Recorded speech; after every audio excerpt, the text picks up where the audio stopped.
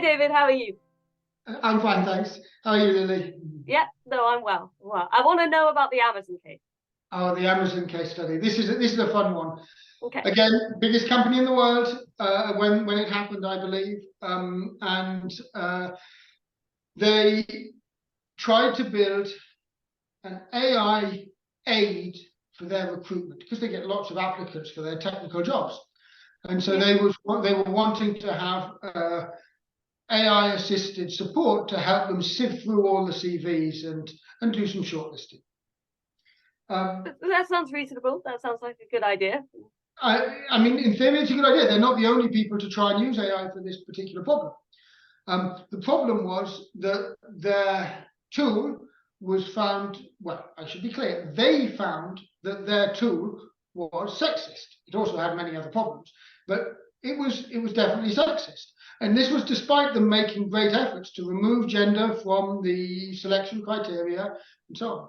But it was the automated learning within the tool eventually found that if you were part of a women's lacrosse team or a women's chess club, that meant you were inappropriate for technical jobs in some sense.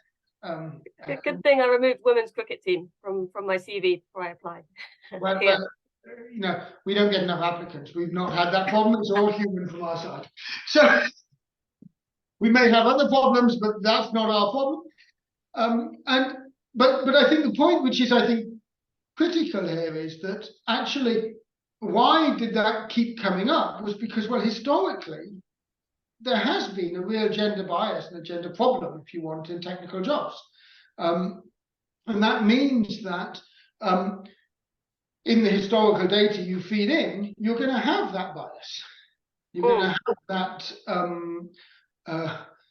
existing discrepancy in the data where female data scientists and others are just less common to be appropriate or employed, you know, and therefore in the learning data, they're going to be not the people who were sort of taken on, and hence that bias exists in the past, and the AI, the machine learning, will learn from it. You can do things to improve this, but the thing in this particular case, which is so powerful, is they tried really pretty hard, and things have moved on.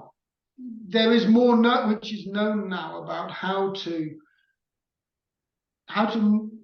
remove these sorts of biases when they exist in your historical data, but it's an active area of research.